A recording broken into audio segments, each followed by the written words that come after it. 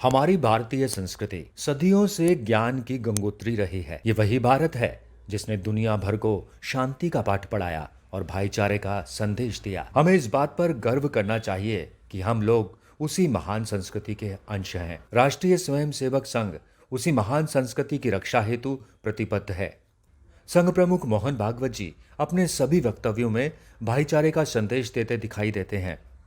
ऐसे ही एक भाषण मोहन भागवत जी ने इस्लाम और मुसलमानों पर बोलते हुए राष्ट्रीय स्तर पर एकजुटता और भाईचारे का संदेश दिया। पूरे दुनिया में इस्लाम का आक्रमण हुआ, स्पेन से मंगोलिया तक छा गया। धीरे धीरे कालक्रम में वहां के लोग जागे, उन्होंने आक्रमणकारियों को परास्त किया, तो अपने कार्य क्षेत्र में इस्लाम सिकुड़ गया, सब ने सब बदल दिया।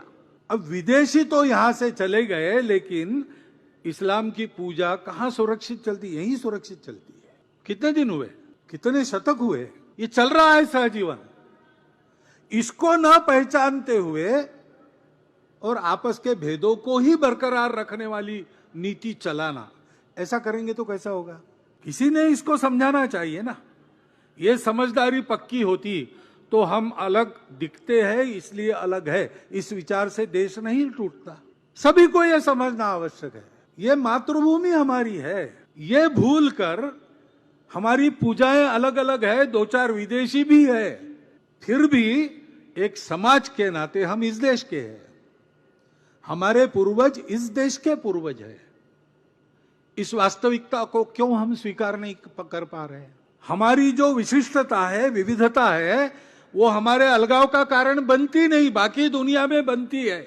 लेकिन हमारे देश में प्राचीन समय से सबको समन्वय के साथ साथ चलाने वाली संस्कृति विद्यमान है। मोहन भागवत जी ने मुसलमान भाइयों और भारत के सभी नागरिकों के हित की बात करते हुए उस परम शक्ति का एहसास दिलाया जो तभी हमें प्राप्त कर सकती है जब हम आपस में सौहार्द की भावना से रहें।